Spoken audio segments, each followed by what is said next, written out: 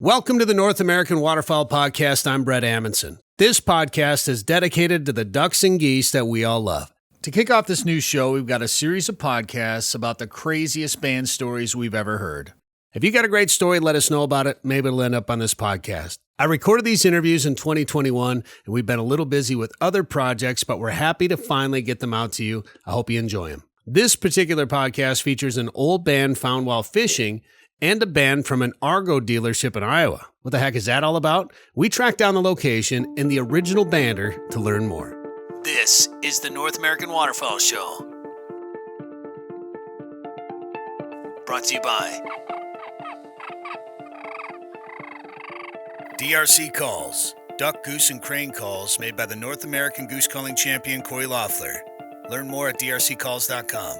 And Mid-Migration Outfitters, guided duck and goose hunts in western Minnesota. Learn more at midmigrationoutfitters.com. And Fish Hunt Forever. I hunt and always will.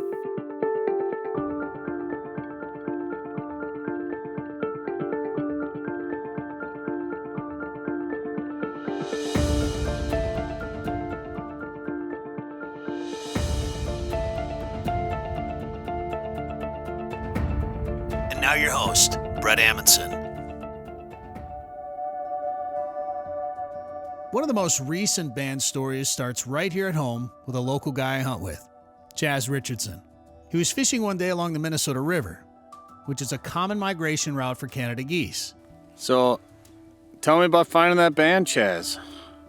I was fishing and dropped a minnow, went to pick it up, and there it was, just sitting there. It found me. When you looked down, did you know it was a band?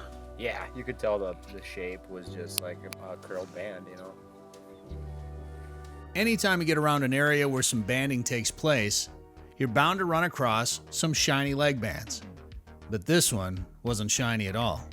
This band was from 1986. Just to give you an idea of how long ago that was, these were the popular movies in 1986. It's hard to wrap my head around so many parts of this story. Like, what are the odds that you just happen to look down between two rocks and find a band that's 35 years old while you're looking for the minnow that you dropped while you're fishing? Or what happened to this goose? Did it die on its own? Did it wash up on shore? Did the band fall off a goose while it was flying over the Minnesota River? Did somebody shoot it, have it in their pocket, and drop it along the banks of the river? What we do know is that it was put on an adult goose in 1986 in Sumner, Missouri, on February 2nd, and found in Minnesota in 2020. The band was small potatoes at the time. I just was like, oh, I need to keep fishing, you know, and yeah. So has Cabela's offered to buy it from you yet or anything? Or No. No. How many are women throwing their underwear at you? No, they're not, surprisingly. Not even his girlfriend, actually. Yeah. It actually slowed down after I found it. So no change. Yeah. I was like, he's like, yeah, the band found me, and I was like, it's like Lord of the Rings. Yeah. Lord of the Bands. He's like, you need to go toss that thing in Mordor or something. This is gonna give us some bad juju, man. One band to rule them all. Boy, he was like, I had really good luck. Tony Crotty from Mid-Migration Outfitters joins us now. What's the craziest band story you've heard of? Oh, yeah, I guess I didn't even think about that. Yeah, that's a pretty wild band. Obviously, you didn't shoot it, but yeah, finding that band from Sumner, Missouri, down along the shore of the lake. You know, I mean, how crazy is that? And for somebody like Chaz to find it, that doesn't care about bands at all. You know, Right. So pretty cool. He's going to make you look at the shoreline a little bit more? Yeah. Well, I was wondering why he was looking at the shoreline. Yeah. He should have been looking at his rod tip. Might have to grab a metal detector and Right. go down around the lake. You got a few bands on your lanyard there, Tony. Yeah, a couple. Got some pretty cool ones on there. Tell me about that one. You got a reward band on there, is that right? I do a double banded honker. That's a $100 reward band. How does that work? Well, basically you send in the band information, and then they send you a check for $100 that I never cashed.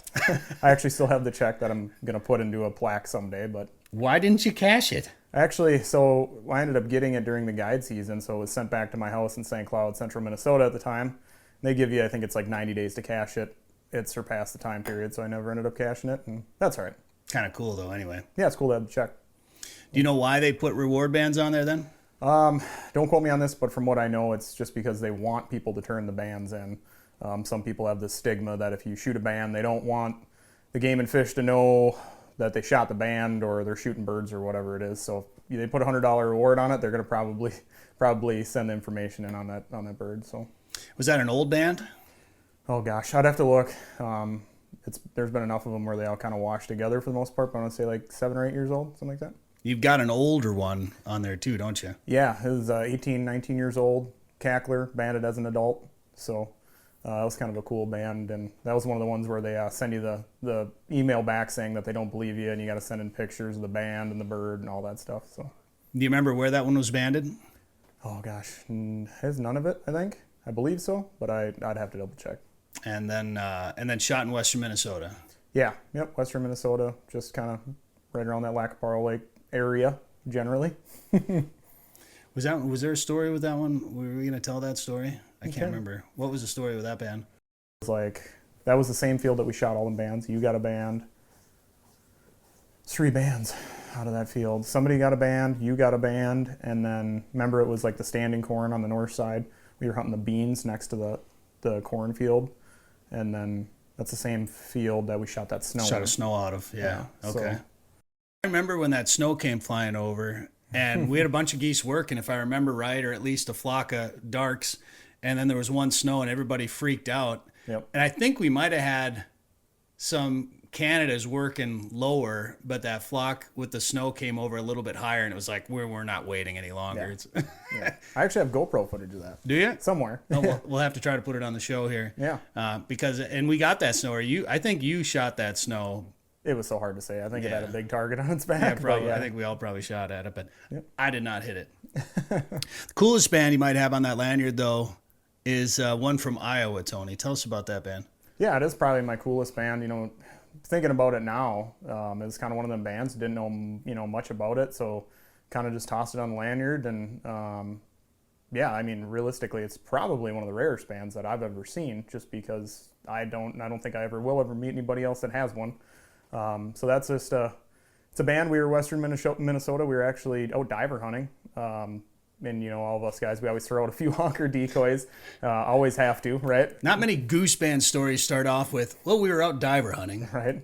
But western Minnesota, we're all honker hunters. That's our bread and butter. So threw out a few decoys and happened to have a single honker come flying by. We called it in and decoyed in and ended up shooting that bird. And it had it was like a big old band on it. It almost looked like a pelican band, and it was barely hanging onto the leg of the thing. So I remember I paddled out in my sneak boat, and that's the first thing that I seen was that band just about to fall off of its leg.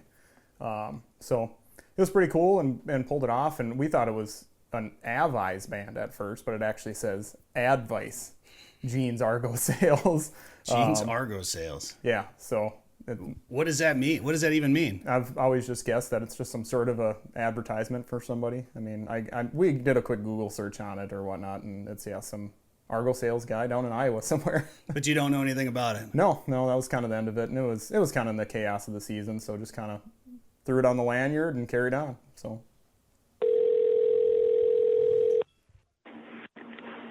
Hello, it's Gene. Hi, Gene. My name is Brett Amundson. I've got kind of a weird question for you. Okay. I do a waterfowl podcast, and a friend of mine shot a goose a few years ago that had a band on it that said Gene's Argo. Okay. Gene's Argo Sales. Right. And I was wondering if I could ask you a couple of questions for the podcast about that band. Sure. And once you give me the number of the band, I can give you the details. Okay. Let me. I usually send a certificate out if they call me. So, guy must. Are you still there? I'm still here. Yep. Okay. Okay. Where are you calling from? Western Minnesota. Oh, okay. I had a little girl shoot one this fall up at Plummer. Oh, really? Yeah. Her dad's been hunting for 30 years, and it's her first year goose hunting, and they called me, and she was all excited about it. Even sent me pictures of it with the band on her finger and everything else. So That's awesome. Well, wow. I started banding my geese here on my wetland in 2006, and been doing it a few every year. One year we did band 39. I don't know, I'm up to something. I'm on my second 100 bands right now. Really? But if that, okay, give me the band number, Brett.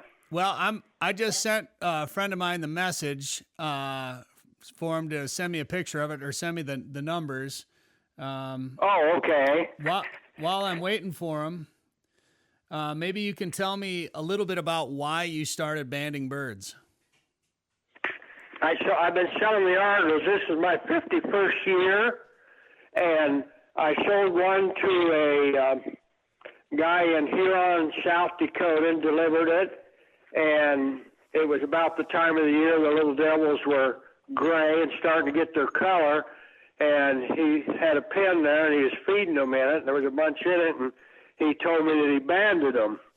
And he told me about the story on it, that he had one that was shot in Wichita, Kansas, and it was 14 years old. And I thought, well, that would be fun. So I come home and get my DU book out and see the National Band Company in the back. So I just ordered up 100 bands, and some of us got together and started banding them. You go over to the house, get my phone, Darren. And that's how it ended up. So you have a pond on the property that had ducks and geese in it, and you just decided to start capturing and banding them? Yep, that's right. I took cattle panels and made a 16 by 16 square pen, and I would put corn in there, and they'd get feeding in it. And then when they were over there in that pen, I'd come around out of the shop wide open towards the pond and roared out the pond, and they didn't know what to do. I left half of it, I mowed half. They'd run up in that grass and hide, and I just mowed her across the pond and swing the gate shut and make a couple phone calls, and a couple of my buddies would be here in a few minutes, and we'd band them. That's great. So how many years ago did you start doing it? 2006. Okay, 2006. That was the first year, and it's amazing where they end up. I've had it's kind of a funny story. I go to Manitoba every year. Of course, didn't get to go last year, but it had been our 9th year last year. But in 2000, the year before, been 18. We were just ready to leave, me and my hunting buddies, and I got a call from Florida, and I went ahead and answered it. And this guy was up at Mendoza, goose hunting, had been up there, and he called me and said he shot a goose that had my band on it. And we hunt, we're going to Mendoza a lot just to get fuel when we're hunting up there. And kind of ironic, I always thought, oh my gosh, wouldn't that have been something that, you know, the guys that helped me band, or I would have shot one of my geese in Manitoba. Yeah. But man, that was the 6th one. I've had 6 shot in Manitoba now. Okay. What have you learned? What have you learned about these geese then?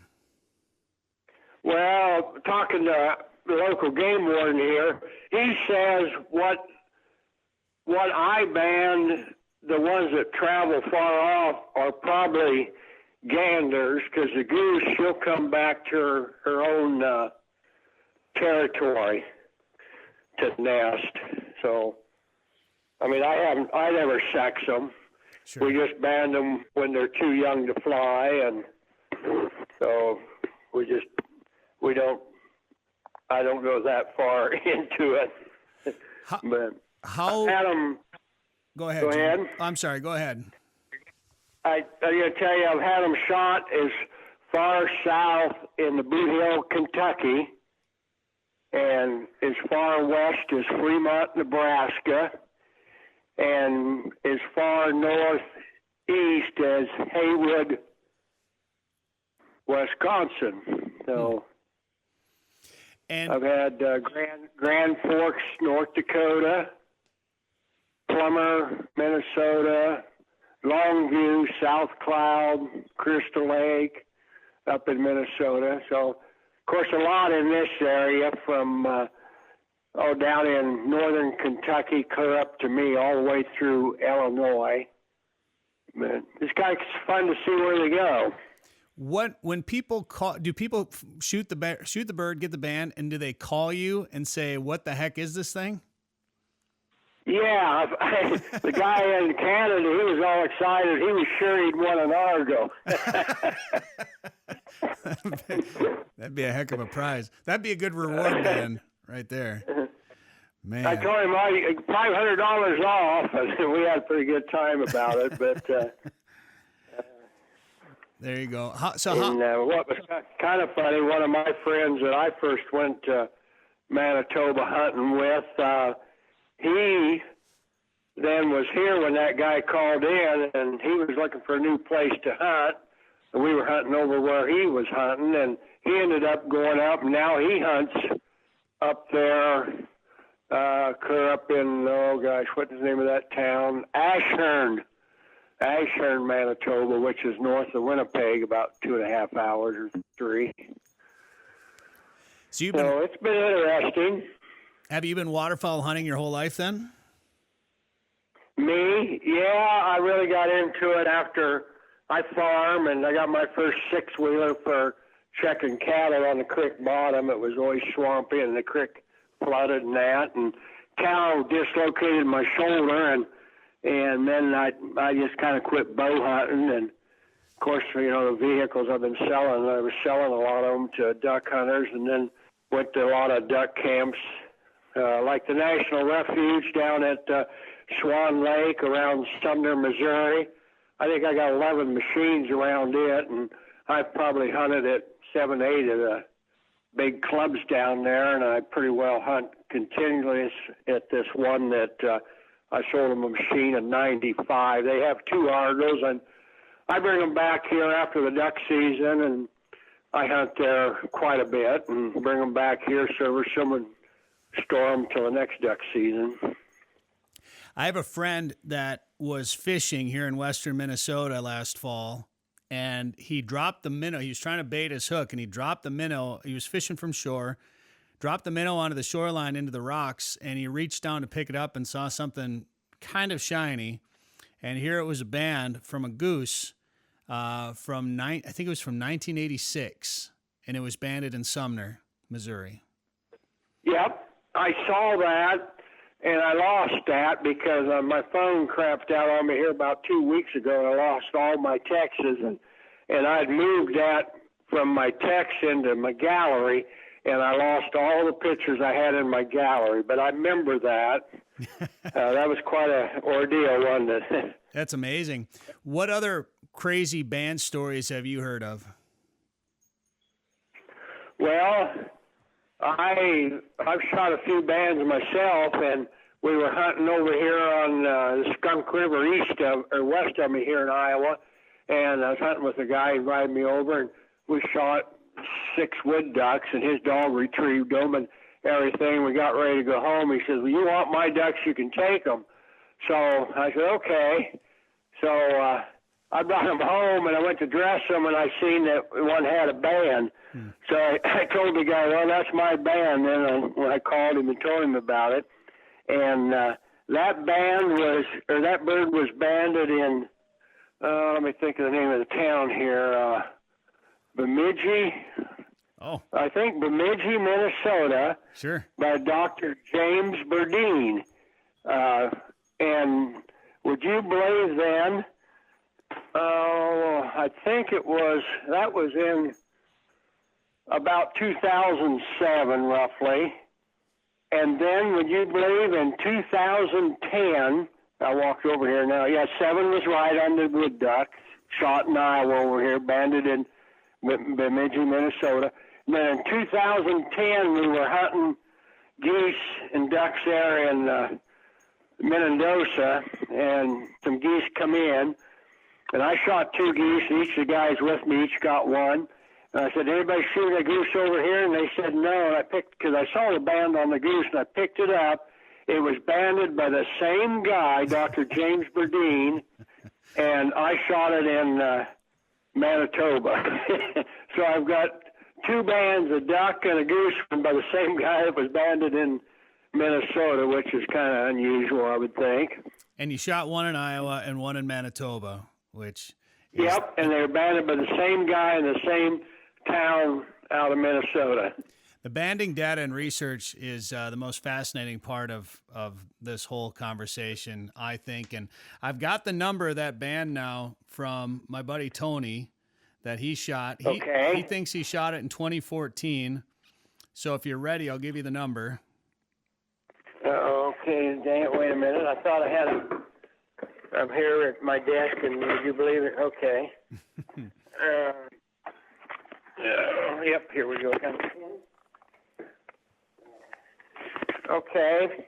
It's 319-658. Oh, that's my telephone number. Ah, okay. Give me the band number. Well, let's see. Let me go. I'll go to 14 in my file here. 18, 14. Okay, 14. It's going to be in the 50, 49. Let's see. There's 14. Wait a minute. Take that back. Okay, 2014. Where'd we start here? Okay. 2014, I banded these on my house pond. There's 49, 57, 48, 50, 49, 47, 43, 44. So it's going to be a 44 or a 50 number. Well, all I can see so far, I'm going to send him another message because all I can see is a number 1. And that is, number 1. But there might be another number underneath. Is it right where the end of the band is? Because where the band curls underneath, because he's got it on his lanyard, so he's got the ends of the band kind of wrapped around each other. Okay, it'd be 41, I would say. I banded, let's see, 1, 2, 3, 4, 5, 6, 7, 8, 9, 10, 11, 12, 13, 14, 15, 16. I banded 16 birds in 2014, and there is one there's a number 41. So if you're seeing a 1, I'll bet there's a 4 underneath there. Probably the band has bent over a little too far. Well, the 1 is first.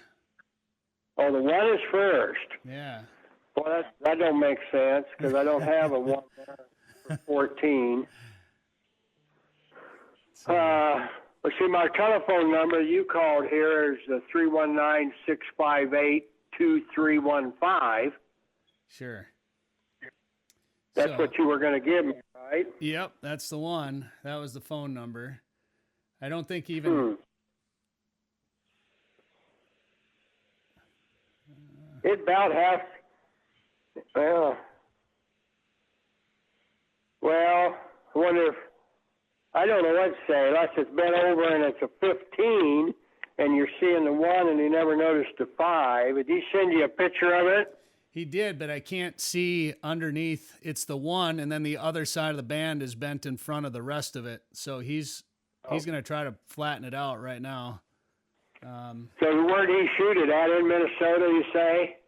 Yeah, I'm pretty sure it was right here in western Minnesota. I'm pretty sure this is where it was.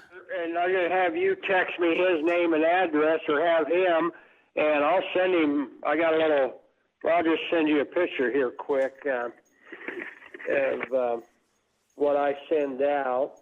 Oh, do you got a certificate or something? Yeah, I send a certificate out. The geese, we have a 29-acre wetland down here that we banded some on too, and then my brother's got a wetland east of me 7 miles, and we've rounded up his geese before and banded them. So, it depends on, I'll either say on a farm pond 3/4 mile south of Crawfordsville, or like that one. Did that one come in that I sent you? Let's see, that one was banded. Where did I band him at? Oh, at the Lentz Wetland, yeah, a mile south of Crawfordsville.